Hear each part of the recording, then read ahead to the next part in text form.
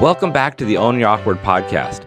I'm your host, Andy Vargo, and every episode we get into what has made our guests vulnerable and how they've learned how to own their awkward in order to live their best life. Stay tuned so you can hear every awkward moment in today's show.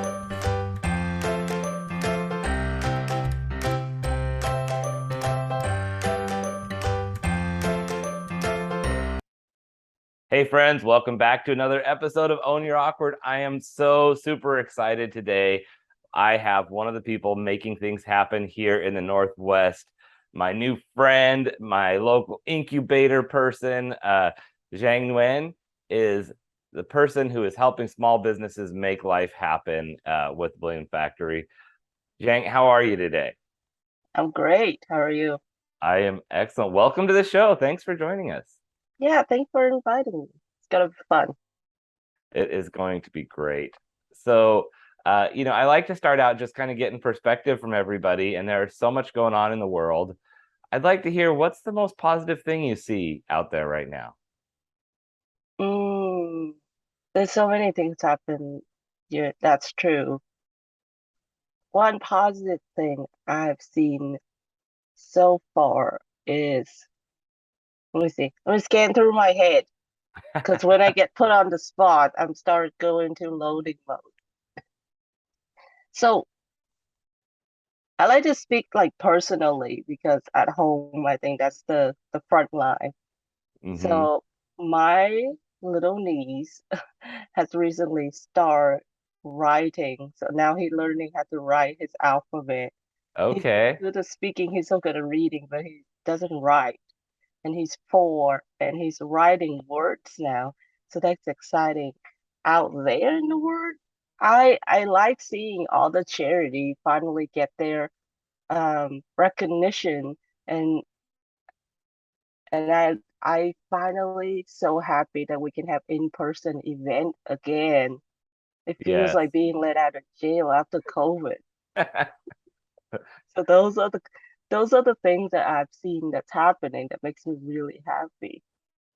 I love that analogy of feeling like you're getting let out of jail because, sometimes you're watching a movie or you're hearing someone's story and you wonder what would you do in this situation, and it makes me think, okay, well, if I had been in jail for years, what would be the first thing I would go do or the first meal I would want to eat or those kind of things. So now I have to ask, what was the first thing you wanted to do when you could go out again? Oh, I want to go to concert. I want to go to concert. Number one, I want to see people perform. Um, I like that we're being safe and wear a mask, Mm-hmm. but I just find it so much more comfortable to walk around the city and go into a coffee shop not wearing masks Sure. again. And I like that I can finally go meet people with and shake people's hand Yeah. without thinking about death all the time.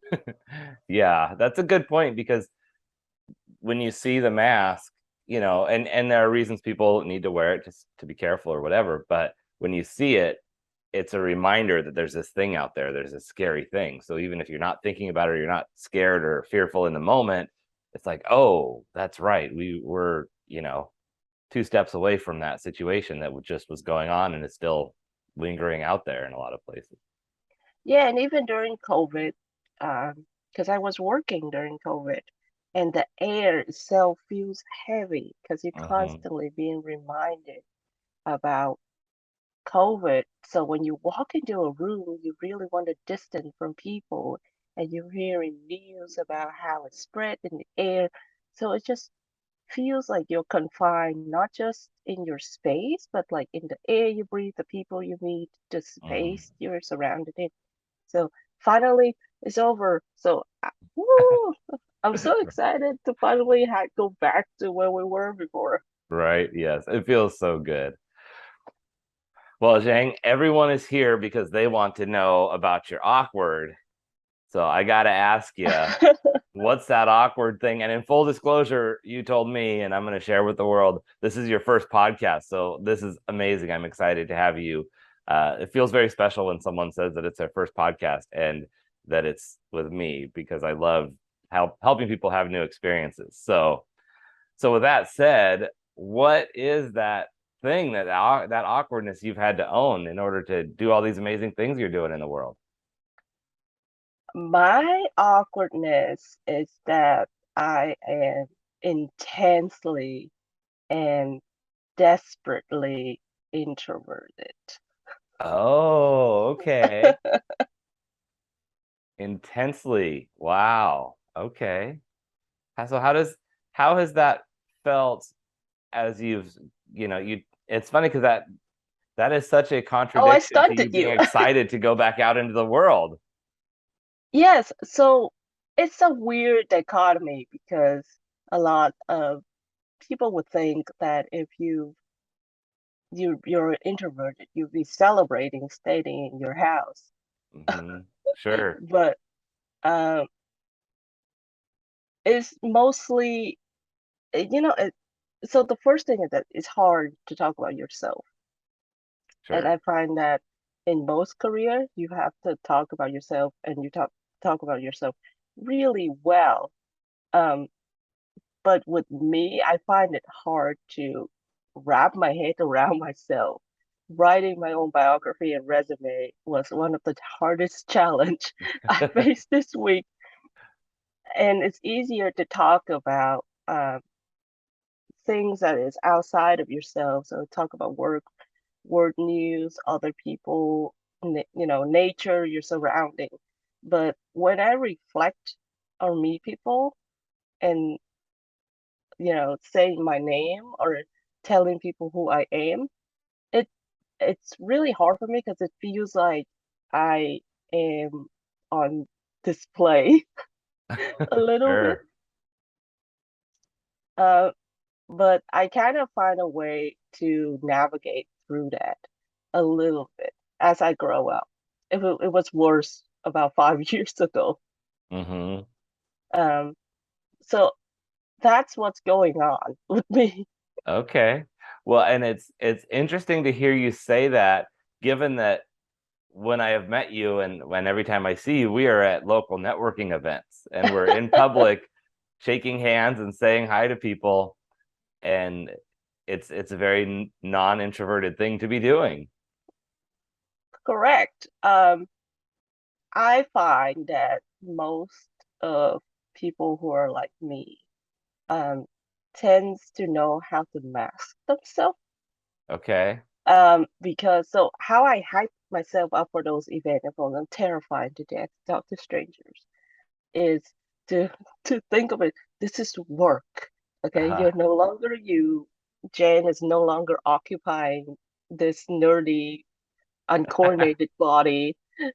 You're in there to work and you're in there to talk about yourself. So work is now possessing you. That's how I kind of distance it from myself. Okay. But as I get older, I think it's more beneficial to somewhat maybe shine a tiny, tiny light onto who Jen is. Um, Right. with that being said, it's harder No, to that's do than fair. said. I like the idea that you have a method to step into the situation because if it's something that you might want what's on the other side or you might need what's on the other side of that door because of your profession, then we have to kind of play tricks on our minds to help our mind get through that door. Correct. But I interesting that you use the word possess. Do you I So here's the little shine the light that I was talking about. I am a very big fan of true crime. mm-hmm. Okay. So I think I've been reading a lot of creepy materials over the weekends lately. That's probably why I chose that word. That's funny. Do you know, was there a point where you first realized you were going to use that trick or where you figured that out? Was there a moment or an event that spurred that where you said, this is how I have to make this work for me? I mean, if we are going to take it back all the way, I think it was around middle school Oh, okay. because Middle school was an interesting time for me. That's when I moved to United States. Mm. So I kind of got dropped in this very diverse middle school with not a single lick of English. Oh, wow. So in a lot of ways, it's kind of make me more shy, but also more introverted. And I'll tell you what, it's really interesting because when you're in a space when you cannot communicate verbally, the only thing you can do is be physical. Oh, yeah. So I learned that trick that we're talking about in middle school because when I'm in there, um, I constantly remind myself that, hey, you can't understand what they're saying and they can't understand what you're saying, but maybe you can shake their hand and be physical and just show up. That's how you're gonna make friends. Okay. Just hang Yeah. around. That's how you're gonna make friends. And that's exactly what happened. I just started hanging around people. You know, some people would wave at me and I would just go sit down next to them and smile. Wow. That's a really I have this really beautiful image in my head of, middle schoolers or children getting to know each other without even having to use words. That's that's amazing. It does go with up and down because middle school kids are capable of bullying too. Right. Well, yeah. As I was starting to say this image, I was picturing probably kids younger because middle school kids don't have that reputation of being welcoming, which is unfortunate because while you're there, not, in a crowd that has a reputation for not being welcome, it's the time in our lives where we want the most, I think, to be welcomed. With my experience, I feel is more along the line of, and I could be wrong, as I often do. I feel like it's comfort that's why they don't really Mm. welcome new people. Okay. Um, and that's why I was hesitating to join anyone, even Vietnamese kids in the school, Hmm. because it doesn't feel comfortable. Frankly speaking, it doesn't feel comfortable to talk to people that you haven't known. Because if we think about it, these kids know each other from grade school or daycare, Right. and they continue on that. And so bringing someone new into our space is, I think, uncomfortable. Even with adults. Adults, you grow up, you make friends, you make a really good friend, close friend, and that's your circle for the next, I don't know how many years. Hmm. No, that's a good point. You develop your circle because of that comfort, and it is hard to step out of that. And I think that's why when we go through things like a breakup or even leaving a job or a career or relocating, it's such an uncomfortable feeling, and then that creates a lot of fear and discomfort, and sometimes it's hard to step out of those situations. And so to learn that lesson so young and to see it, that I imagine that, maybe you didn't know how the value of that lesson at the time, but it seems like it has served you. Yes, I take life experience very seriously, um, because my parents is full of them. My parents are full of Hmm. them. My my mom always say I'm an accident gold nugget Okay. because my parents had me really late. So while most of my peers, their parents are, they're middle age. My parents are in their 70s and 80s. Okay. So I have to grow up a lot faster than my peers in a Hmm. lot of way. And and with having older parents as well, you kind of feel isolated, but at the same time you feel at ease because they already push you on the wisdom end so much that you kind of have their life experience as a springboard. That's why I Hmm. take life experience so seriously. Yeah. Yeah, it's interesting to see the snapshot of our peers and realize that we're all coming from a different background at home. Even if things on the surface could look the same, we could live in the same community, go to the same school, but our home lives are all going to be very different. And even siblings, you could have siblings who experienced having younger parents, and then you experience having older parents, just depending on where you are in the birth order. It really can vary. That's where sometimes you look at people and think, were we raised in the same house? If condition gave, and then I think a lot of people, I mean, that's so special when you find that person that Mm-hmm. has almost the same condition as you. My best friend, we're going on 15 years, Okay. 15, 16 years now. So yeah, it's just really special when you find someone who is the same condition as you. Like you say, it feels like meeting a long lost siblings that you didn't know you had. Yeah. Yeah. When you have that chemistry and connection, you have it right away and you can't even explain it.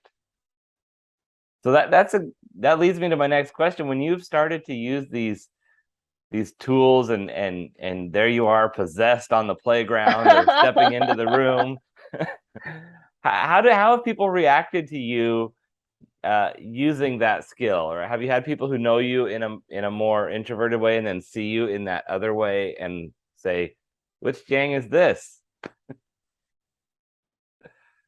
Well, that's a question for you. Because how do you feel when that first shake your head? You know? Yeah, I I definitely remember when I first met you, and I felt like um, you did seem a little quiet, like it was a little more hesitant to talk to you. But I'm also very shy in those events. I'm extroverted but shy, so I'm always kind of like, and you weren't shy at all about coming up. It was like, there you were, here's my thing, but you were very confident. There was no question of, here I am. And you would even point out things of like, I talked to that person already, and we're having this same conversation. Like there was no shyness in you about that space and that event. And I wouldn't have guessed that it would take you that many steps to get into the door, that you had to like think through that to say, I'm going to go into this mind space to get here. It just felt like you should be there. And it's interesting because now I'm like, I didn't know you before you walked through that door, so I'm seeing it in the reverse.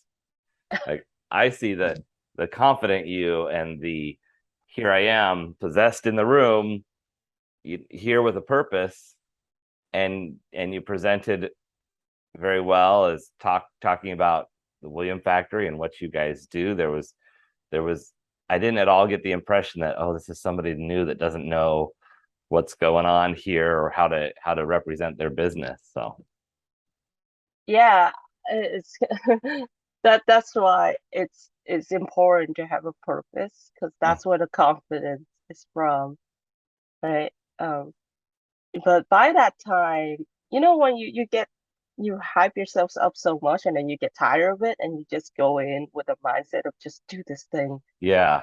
Um, because that's a lot of time what happens is I would try to overload myself with thinking about how I'm gonna appear. Am I gonna be confident? What if I trip over my word? I focus so much on the micro details that I get tired of it, and then that's when I step in because Okay. then it's just complete blank Wow. here. Yeah. So completely present. My friend though would say the opposite thing about you because they've known me for so long Uh-huh. that they say, "Oh, she's the most outgoing person in the world. She's so loud and wild." Right. And and when we go to karaoke, she would scream until her voice go husk. That's what my friend would say. And correct. But if you put us as a group in like a network event, none of us would be talking and we didn't know about it beforehand. Sure. That's fair. You said something there that I hadn't heard described this way, and so I really want to highlight this. You mentioned, and maybe I'm naive for not thinking about it in this light, and it's common knowledge, but you said confidence comes from having a purpose, and that you have to have a purpose, and that that brings confidence. And I think that that is such a beautiful way to look at it, because we talk about our whatever our higher thing is that we're interested in order to give us that purpose and that drive, but I hadn't really pictured that as giving you confidence. So I'd like to hear more about what you think around that. Right. Um, so it's kind of funny you say that. There are people who can have confidence at whatever they do. There are people that are just natural born public speakers, who are incredibly charming. I'm not that. I have to know what I'm talking about. And I think a lot of time, it to me, whatever you do or however you act or whoever you speak to or however you speak, that is all frosting on the cake. What the cake is your message. What is essentially you trying to do? And the question is, why are you doing this? So the purpose to me comes from when I ask myself, okay, why are you going to this networking event talking to this guy that has a mustache? Right? And that comes from the purpose of, and then that answer the question, oh, it's because I want to speak to people. Okay, but why do you want to speak to people? Because I want to talk and I want to see people and I want to connect. Okay, then you go do that. And that Yeah. became a purpose to me. I don't know if it's the same process for everyone else. Um, I think other people would have a very short chart map of how they perform, but I have to think of it in a systematic way, Hmm. before I execute anything and then find my purpose. I love Conversation that. is starting to sound very new age. Well, no, but I think it's important to dial that back all the way. And I love that you walked us through the questions the way that you think through it, because a lot of times, when you show up and you're like, well, I have to do this because of this result. But if you can't make the connection of why you want that result, then that result still doesn't give you the purpose or the confidence. You have to actually understand, well, no, I want to be this type of person, or I want to be, you know, getting to know people in this space. And I can't do that if I don't do this. And I can't do that if I don't do this. So that kind of helps you jump over all of those hurdles in order to step into that room. And theater helps because I was in theater in high school. Okay. How did you enjoy that? Did you like it? Was it a challenge?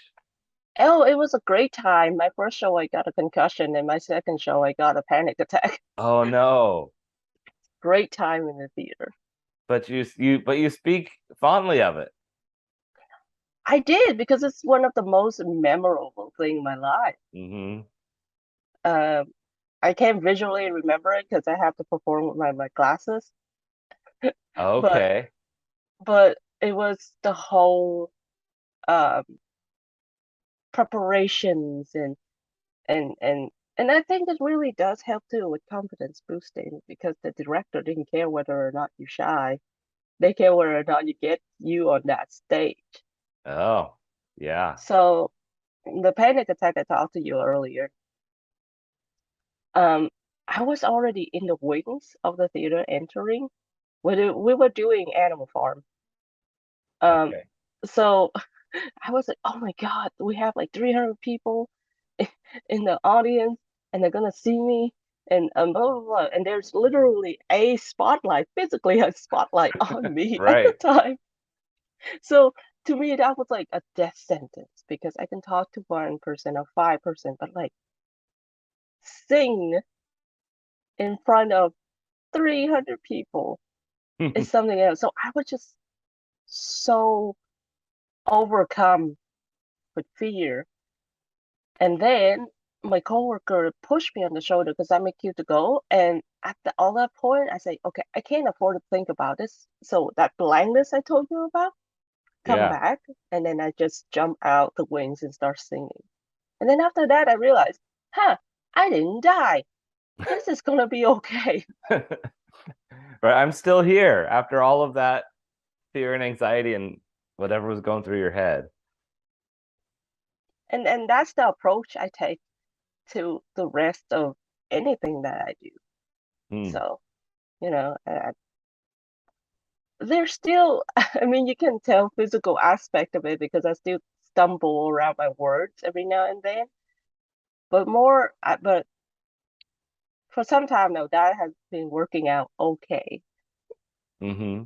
Well, and also that makes people have to listen a little bit closer and be more intently in paying attention. If if they have to concentrate and think about what you're saying, like sometimes I go in big circles around what I'm saying and I use way too many words and it's ridiculous.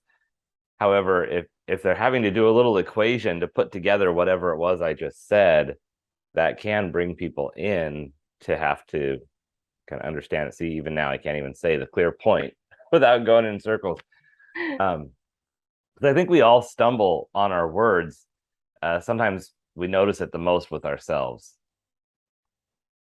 It, do you find that people respond to you a little bit better when you're direct and concise? That's a great question because I think it depends on the person and how they take information in. There are some people that I know if I tell the story before I give them the request or the information that I'm trying to relay, that frustrates them because they just want to know, how much, like if I'm trying to say how much something costs, I'm want to buy this thing and I want to know if you're on board to help me buy it for $50. Well, if I say to you, it's $50, should we buy this or not? Um, if you're a very direct person, that might be enough. If you're someone who needs a story, you might need to know, well, why is this one worth $50? And did you look at all the other things? And is this really the best choice? And how much research did you do? And how many stores did you see it at? And do we really even need the thing? And so I found that there are people who sometimes need all the words, and sometimes all the words make it more frustrating for them. One thing I've tried to do when I'm writing like an email or a text message, even certain friends I know, or even people that I work with, certain people I know, they just want the 3 or 4 words. So I try to keep it to that. Other people, I've come to understand if I just give them the 3 or 4 words, then they're offended by that because they think I'm being harsh.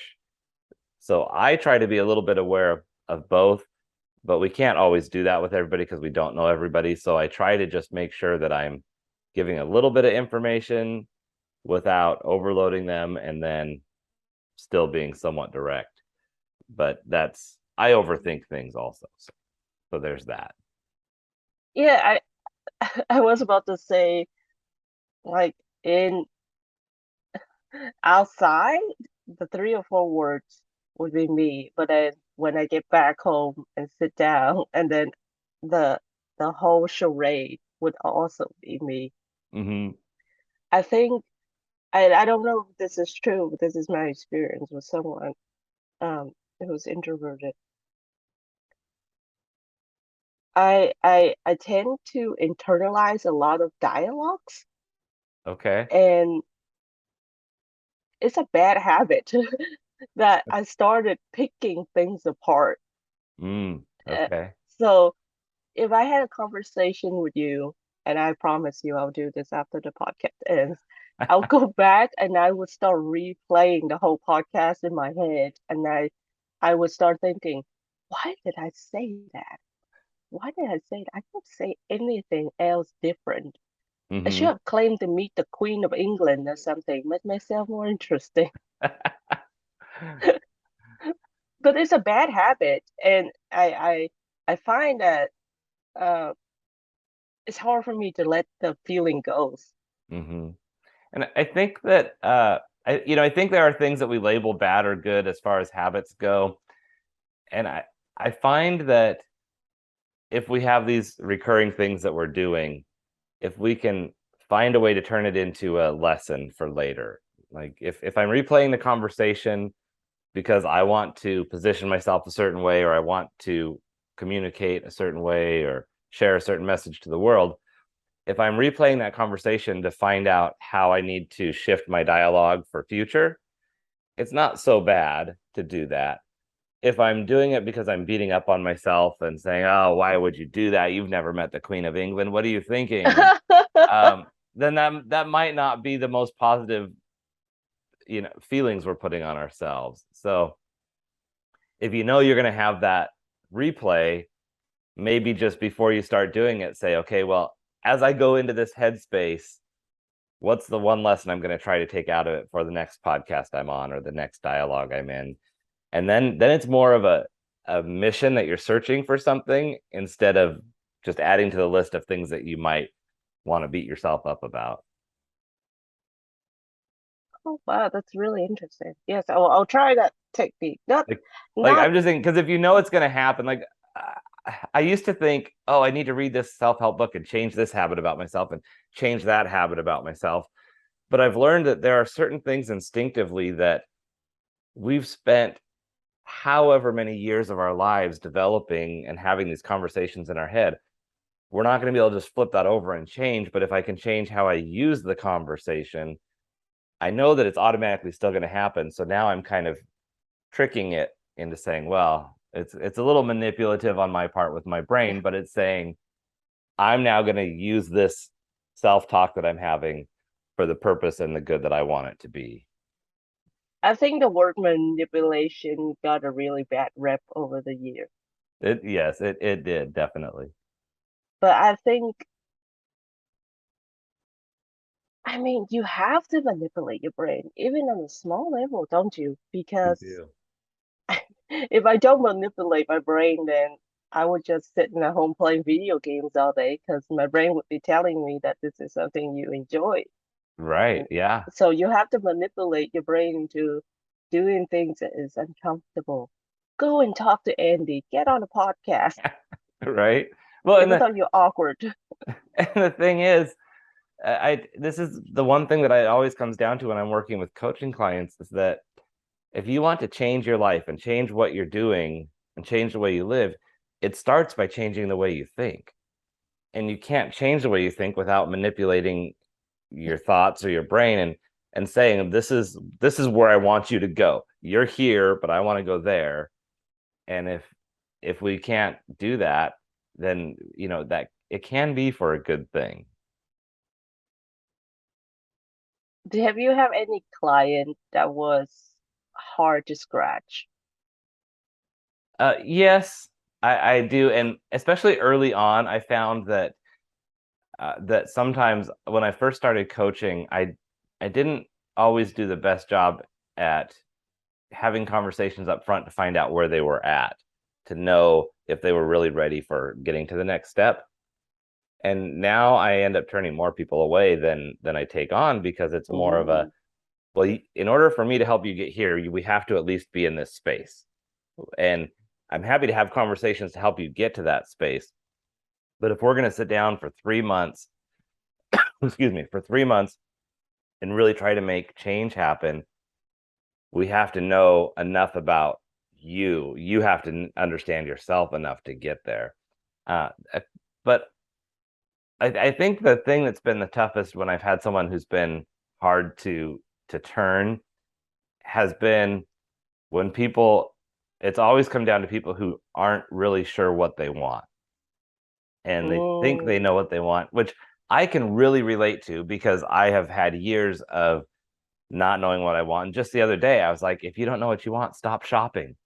Like, it's that simple. Just stop trying to buy things and bring them into your life, or going out looking for all these things or people or careers, if you don't really know what you want, because you're going to fill up your basket with all this stuff. And then it creates all this frustration, because now you've got the things, and so you feel like you should be happy, and now you're beating yourself up over the fact that you're ungrateful for the things that you have, but they weren't really even the things you wanted. So it comes down to really helping people, when I get in that space, having to actually say to them, well, is this really even what you want? You came to me saying that this is what you want thing A or lifestyle in showcase one, and yet all of the things that we are doing, you're struggling with, and the underlying issue seems to be that it's because you don't really want that bad. And it comes back to what you said about having that purpose. If you don't have a purpose to get to that place, then we have to look at why not. And is it because you feel like you should want that because of society or how you were raised or people around you, but it's not really what you want? And maybe we need to do the work around unpacking that so you can say, well, let's go. If you really want to be a wood carver in the woods, in the mountain and have a lodge, but everyone is telling you that you need to be an executive of a business, well, let's figure out how to make the other thing work for you if that's really what your passion is, and stop trying to please everybody. That's so interesting that you mentioned that you need to know what you want.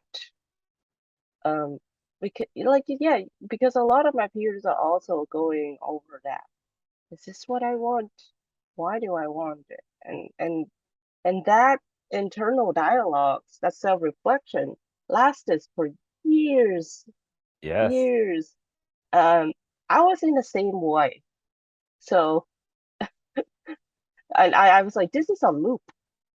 I find like Sure. when I ask myself what I want, it feels like a loop because it's a problem of asking what do I want, and then I would find something and say, okay, now I want that. And then I ask myself, why do I want that? And then I reproach. I say, well, maybe I don't. So then what do I want? I keep going and Mm-hmm. keep going and keep going Yeah. and keep I going. I had one client who was having that frustration with themselves about always, they felt like they were always giving up on things because they would pursue one thing and buy the tools to start the hobby and pursue it a little bit and then kind of not be excited about it anymore, and then pursue something else and take the class on how to do glass blowing and then kind of not do that, enjoy that anymore, and then go hiking a little bit. And I remember just stopping him and saying, well, what's wrong with you just being an adventurer? What's wrong with you having a life where you want to explore as many different things as possible? And the fact that you don't do any one of them for the rest of your life isn't the problem. It's that, wow, I met this person who's done 1,000 different things. And every time I talk to him, it's like, oh yeah, I learned how to do this, or I did that for 6 months, or I traveled here or there. And that sometimes we struggle with the thinking we need to have a thing. And sometimes it's just, no, we're having lots of experiences, and that can be a very cool situation. That really speaks to me because um I grew up, I don't want to say artistic family background because it was just on my dad's side, Mm-hmm. but my dad was a calligrapher. Oh, wow. So he masters old Gothic text. So he would write scripts and whatnot in old Gothic text. Um, and I thought when I grew up, because I also kind of, in that creativity space, I thought, okay, well, maybe I should become a master calligraphy. Didn't happen. My personal handwriting wasn't any better. So, so I say, clearly I am not good at this. So I started painting, and I wasn't happy with painting either, and so I started drawing, and then started digital art and graphic design, and it just keep evolving and evolving, and then I start crocheting, and it's like I don't know if I want to crochet anymore, and I started knitting. So Right. so I But keep it keep I'm like starting hoarding hobbies. a hobby hoarder, I love it. Because I only want to pursue that one thing, because Mhm. in my mind, how cool is that to become a master of something? Right.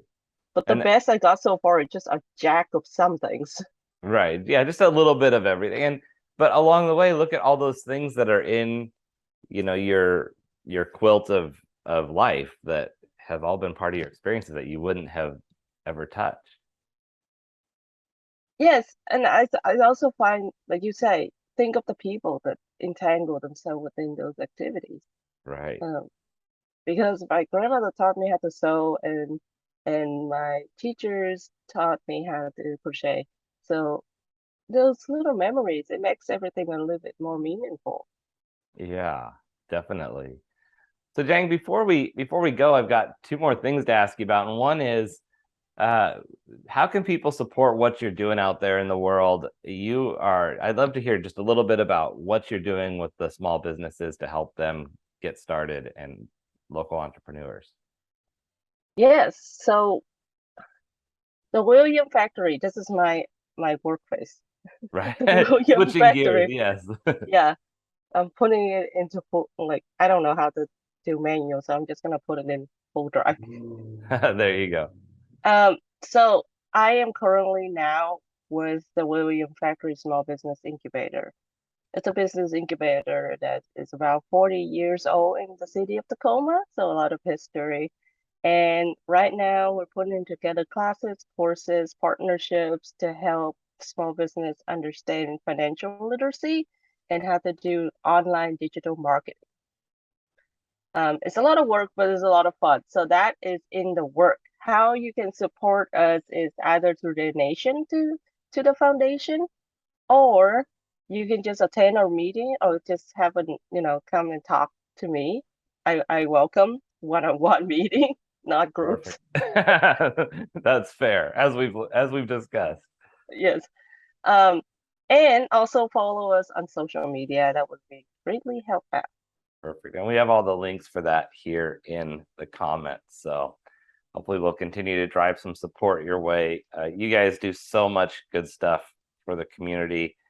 Uh, for people who aren't here in Tacoma, just a little bit about Tacoma. It is a thriving small business town. It's one of the towns that's a city, but feels like a small community because everybody just seems to know each other and support each other. And and I don't know if it's because of this, just because of the circle of people that I meet, but it seems like everybody in Tacoma is a small business owner or entrepreneur or pursuing some passion in one way or another. Between artists, musicians, small businesses, there's a lot of great things happening in this city. So Yes, I think too that it's because Tacoma is such a creative space. We have a lot of people who are not just, traditional artists, but also people who wants to make things. mhm. So it's a thriving community. It's gotten to the point that I don't even go to Walmart or whatever for soap anymore. I just buy soap that's handmade here in Tacoma. Yeah, it really is the epitome of shop and support local. I mean, granted, we still have the Walmart, we still have big box stores, but more and more I see people supporting people just creating things right here in town and pulling them together and filling our shopping list with that. Once somebody start figuring out how to make handmade toilet paper is over for Walmart. There you go. Well, that's a new project for somebody. And when you start that business, be sure to see the Mm, William Factory. maybe I should hoard another hobby. There you go. Paper making. Well, Zhang, before we go, what would be that last piece of advice you would give the world on how they can own their awkward? Ah, so from our conversation, my advice to anyone is just so cliche, but just do it. We love that. If you don't enjoy the process of doing something, then it's a lesson. If you do enjoy it, and it becomes a purpose. That's beautiful. It can go. You basically have two boxes to check. It's either a lesson or it becomes a purpose. Yeah, it's hard because a lot of people they make a mistake and they think of it as a mistake instead of lesson. So that's my advice for people. You can always learn something new. Definitely. Well, thank you so much, Jang. It's always a pleasure to see you. It was great to talk to you more today than we have in the past, to get to know you. I'm looking forward to singing karaoke with you soon because I want to hear you belting it out. Now that I know that's a thing, next networking event, I'm going to bring a microphone and a Please jukebox. don't. I wouldn't do that to you, but I but would do it to you though. Oh, oh, yeah. That's when I go to the professional events, I put my karaoke voice away. That Mm, we all have to step in with our own what do we we all say? have to get possessed. Yes, possessed in a different way. But thank you so much for opening up today. It's been awesome. And for everybody else watching and listening, be sure that you click all the links in the description so that you can support Giang and the William Factory. And as always, own your awkward. Thank you so much for listening in for today's show. Be sure to visit awkwardcareer.com to continue your journey. And of course, please like, subscribe, and share with your friends so they can find their awkward side and learn how to own it.